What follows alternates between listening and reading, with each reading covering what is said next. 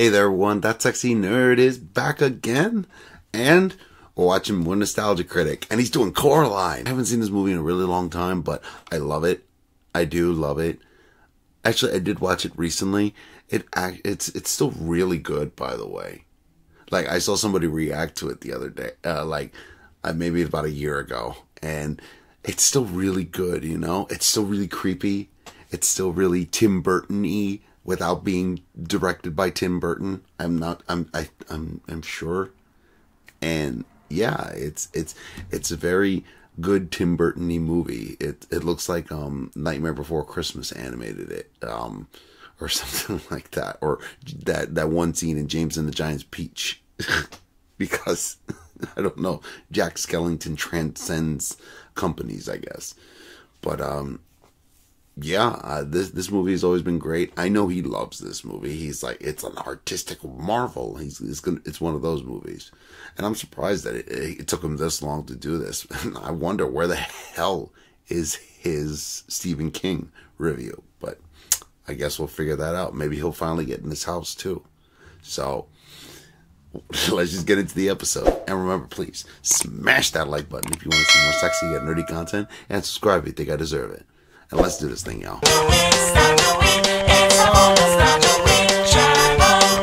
Can't help myself sometimes. In the good mood.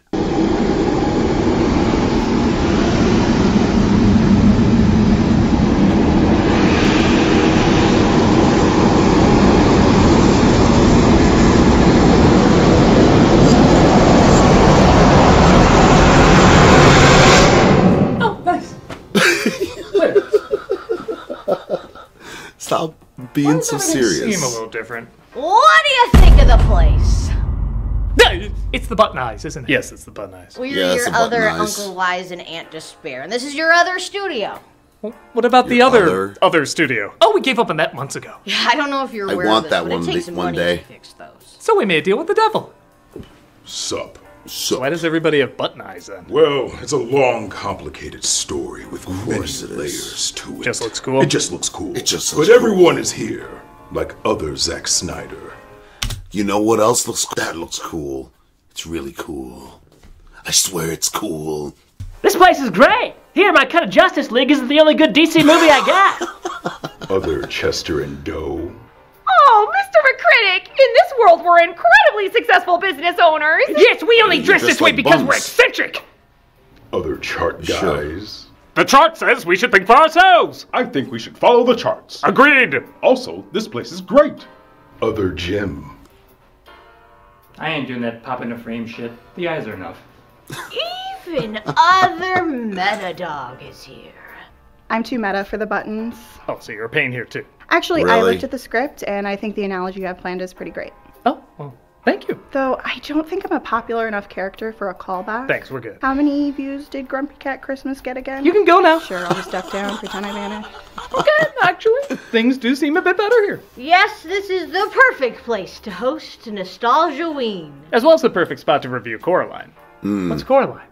Oh, You know, I wonder. stop motion movie from Leica Studios. What the hell's Leica Studios? Oh, he must be talking about Will Vinton Studios. Oh shit, we're doing this? Ah, yes. What? Will Vinton Studios is still very much alive here. Yeah, I don't know if I want to go down this road. What? Why? Did something happen between Will Vinton and Leica Studios in your world? No, they got along great. Don't look it up. In fact, we got this amazing film out of it. Okay, What whatever happened? your thoughts are on the creation of this company, I'm not a businessman. I wasn't there. I don't know what went down. There's no doubt that Leica is one of the most impressive animation studios around. They combine artistically pleasing films with surprisingly mainstream success, making the weird, creepy, but likable movies people who love stop motion want to see. Has he done Paranorman yet? Because I know he loves the crap out of that movie. It's funny. And their first / arguably biggest step was with Coraline.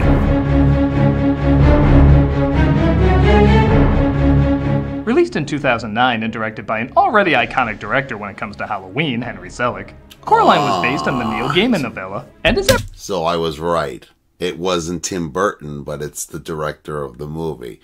Fair enough. That's why I'm like, did Tim Burton do anything? Did he just come up with the mood, not the design? Because that just changes the whole perspective of the movie. You don't have much to thank. Like, didn't I hear that, like, not much of the movie is really Tim Burton's movie? It's weird, right? Everything you would want a movie like this to be. It's dark, it's creative, it's visually stunning. It's got an aggressive edge to it, but also an amazing amount of charm. Its button eyes are about as iconic as Pinocchio's long nose. You immediately recognize it and connect it to freaky scenarios about as terrifying as Pinocchio too. It's another one of those intense movies parents have no problem showing their kids because they accept it as the right way to scare kids. A way that's inventive, imaginative, and teaches some familiar but still relevant lessons. So why has this film grown more popular around Halloween and thank God hasn't gotten a sexy costume release? Ew. Well, let's take a closer look. While I'm back at the studio, that seems just as normal as before. Devil has no button normal. eyes. Let's take a look at Coraline. We open on the unintentional Wes Anderson apartments where movers, who look too specifically designed not to be based on somebody, there you go, are moving in the Jones family. There's the mother, played by Teri Hatcher, the father, played by John Hodgman, and Coraline, played by Dakota Fanning. До свидания, Caroline. Coraline. The name was actually a misspelling from Gaiman of Caroline, but when he saw the O replace the A, he said, there has to be somebody with that name. I wonder what her story is, and immediately wrote this book. Really? After the in-joke mover is given an in-joke tip, Coraline quickly discovers there's nothing to do but be bored. And be terrorized by one of the skeleton pikers from Batman Returns. And also, he's really kind of creepy. Let me guess, you're from Texas or Utah, someplace dried out and barren, right? This is Wybie, played by Robert Bailey Jr., who was originally not in the book but was created because they figured there's only so long Coraline could talk to herself. I do feed him every night, and sometimes he'll come in my window and bring me little dead things. Had he only been in the human world, I feel like he would have felt like an add-on, but having another version of him in the other world, even though it's technically not him, weirdly fleshes him out more. At the very least, we learn more about Coraline's thoughts about him when we see her reactions to what constantly happens to him. Fanning is also perfect in this role. She is. I'll be honest, as a child actress, I always found her a little off. I can't say she's bad, but her performance has always felt a little more Hollywood than genuine, and for the roles she chose sometimes that could be a little distracting. But I thought she had mad talent as a voice actress. She is. For whatever reason, her inflections really work well in the animated realm. She finds a believability and likability even when she has to act very bratty. I almost fell down a well yesterday, Mom. Uh-huh. I would have died. That's nice. The stop motion, big surprise, is also crazy impressive. Selleck has gotten so good, his stop motion is almost as smooth as CGI. But it is cool seeing this in-between realm of more grand and detailed than Nightmare of James, but just a little choppy. So you can still tell it's stop motion. Also, in my opinion, this is the first Selleck film that really gets creative with the shots. Don't get me wrong, Nightmare looks great and was a game changer, but a lot of the camera angles were very standard and straightforward. These angles would look amazing in animation or live action. It really feels like they could explore the camera placement as opposed to be limited by it. You and Dad get paid to write about plants, and you hate dirt. Coraline, I don't have time for you right now. I'll admit at first I was thrown off by how dismissive and even mean sometimes the parents can be, but as I get older, I understand a bit more. In most movies, they would be workaholics, and they'd be the ones who'd have to change, but they clearly had a busy time in their lives. If you pay attention to the little details, you notice they're moving while still having to work, nothing is unpacked, they got circles under their eyes, they're recovering from an accident, and Coraline is being a typical little shit like any kid at that age would. I never realized that she had a neck brace until like right now, as soon as he said that. He said that, you know, they're recovering from an accident. I can't believe it. I did not recognize that until now. That's crazy. No wonder they're so annoying. Count all the doors and windows and write that down. Just let me work. All things considered, it's kind of amazing they're as put together as they are in this flick. Yeah. They're just not the overly put together parents we see in so many other animated movies. Or overly bad. They just got a lot going on. Also, I knew I was going to love this character when she entered a room like this. That's such a little detail. They didn't need to animate her doing that, but they did. And it gets across so well how much energy she has pent up, but no proper outlet for it. Like I said, a good chunk of the storytelling is the little touches sprinkled throughout. Some kid left this on the front porch. After finding a doll version of herself, she discovers a Being John Malkovich door that leads to a different world. Mom? John Malkovich. You're just in time for supper, dear. I'm your other mother, silly. The film is very clever at having the colors muted in the real world, but in the other world they're bright and vibrant, trying to be more appealing to her. What's even more clever is as the world gets more nightmarish, the colors become even more vibrant. Aggressively vibrant, to where it almost hurts your eyes to look at them. It would have been so easy to have everything go darker and gray as the world gets scarier, but sticking to this route is much more consistent with how it started out. My father can't play piano. No need to. This is Coraline's other mother and other father, who loved giving her the perfect world and perfect family she always desired. In the way every kid imagines a perfect family, making everything about the kid. Making up a song about Coraline. Random note, that's a They Might Be Giants song. What? That's even John Leno's voice singing it. Originally the movie was gonna be a musical like Selleck's other films, but they decided they wanted this one to be a bit more aggressive, so they cut them out. I understand why they did it, but I feel like this film would be pretty cool as a musical. I guess they did a stage musical down the line, but not with the They Might Be Giant songs. Come on, if Disney can remake everything under the sun with movies, why can't we remake stage shows? Or just this one. Or just make me happy. Just make me happy! I think that's like the antithesis of all of his reviews. Just make him happy. Also make some of us happy too. Because some of his choices I would really like as well. Coraline returns home and finds the little door is all bricked up. Of course, her parents think she only dreamed the adventure, and they encourage her to go bug the neighbors. One of them being a Russian animal trainer named Babinski, played by Ian McShane. Here, have beat, make you strong. Weird fact, that Russian medal is actually based on a real medal, given to people who helped clean up during the Chernobyl power plant disaster. Oh. I guess that explains his weird complexion. Again, a lot of little details in this. Caroline, подожди, wait! No! Man, he almost went from Father Russia to Mother Russia there for a second. The mice asked me to give you message. Do not go through little door. I like the neighbors do help with some of the supernatural elements and aren't just comic relief. Like when Coraline visits two actresses played by Dawn French and Jennifer Saunders. They're called Miss Pink and Miss Forcible. Christ, aren't those some names? Speaking of names, boy, this movie really wants to earn its PG rating, doesn't it? I don't know what's up with the sexy. Real? Couldn't bear to part with them, so we had them stuffed. I could never do that to my pets. Using their bones to mimic movie posters is more than enough. Oh boy, posthumous modeling. They read her future and see, what a shocker, she's in great danger. As one of them sees a hand that makes quite a few appearances in this, actually. I see a giraffe. Giraffes don't just fall from the sky, Miriam. This is a weird criticism, but I'm actually shocked they don't work in a giraffe falling from the sky in this. Tell me they couldn't figure out a way to do it. Coraline goes back to the other world, which is even more lovely than she remembered last time. I can't believe you did this. Mother said you'd like it. I hate to admit I never noticed that in the real world the garden is shaped like the other mother's face. Ooh. Man, I thought the Schwarzenegger Museum was pushing it, trying to shape the town like his head. I thought you'd like him more if he spoke a little less. So I fixed him. That was I like creepy. it. And boys can't talk in this world? All that's missing is a horse bringing a mini spa and a copy of the Barbie movie. This would be every girl's utopia. Also, am I crazy, or is that foreshadowing these three later? Jumping mouse! The neighbors seem better too, as Babinski's mice put on maybe the weirdest moving animation in the movie. And the actresses are still pretty nightmare fuelish. Yeah. The boobies. So weird.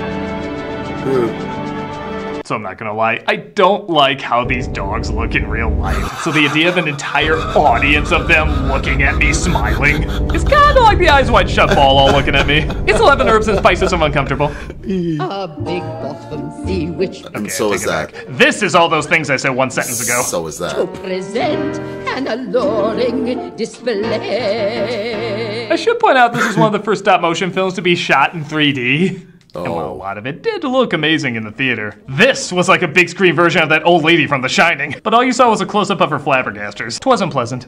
You must be the other cat. I'm not the other anything. I'm me. Keith David. Looks like the cat that keeps looking at Coraline in the real world can talk in this world. And because this film would feel weird without Keith David in it, Keith David plays him. You're clearly the expert, obviously.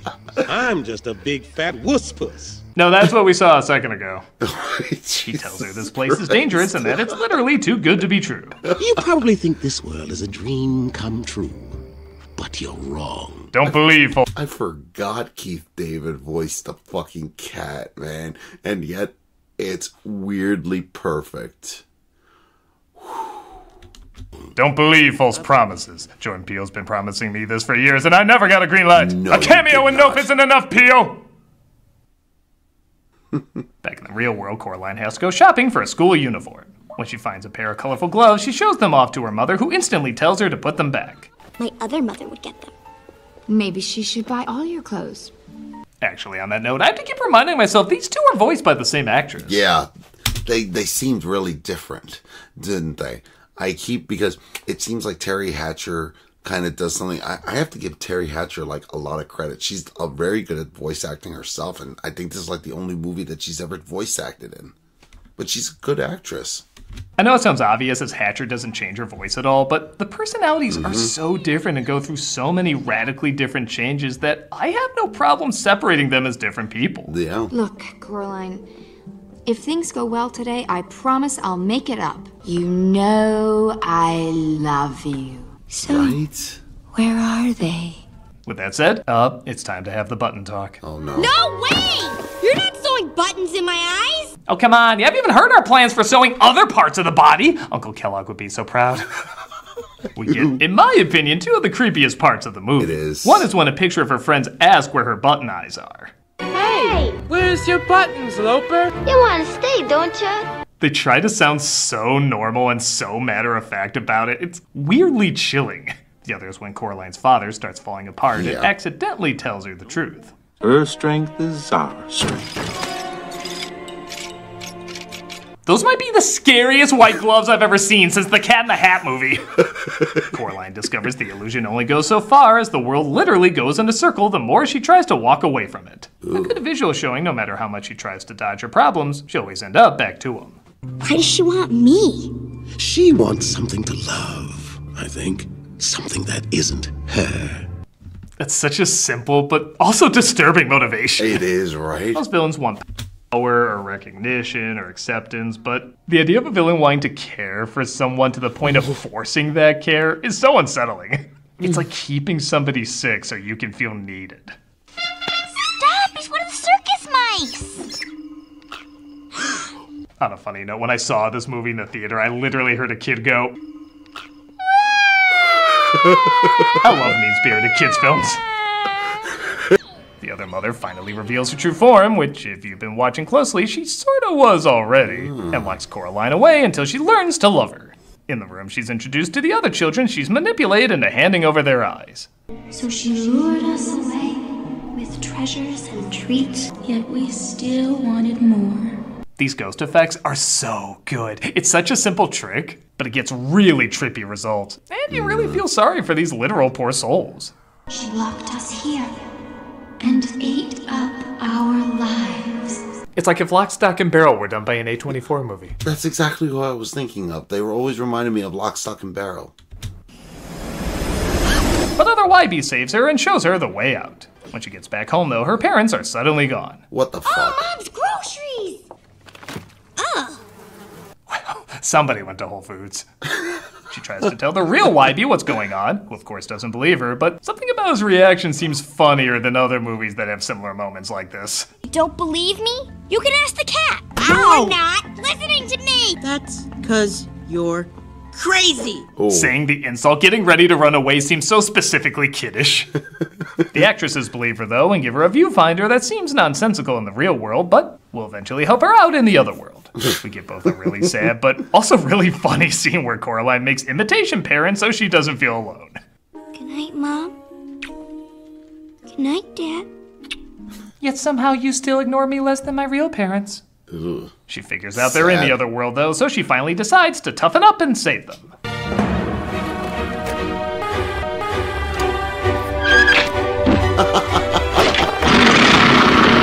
Let's head into that Walgina and carve ourselves a witch.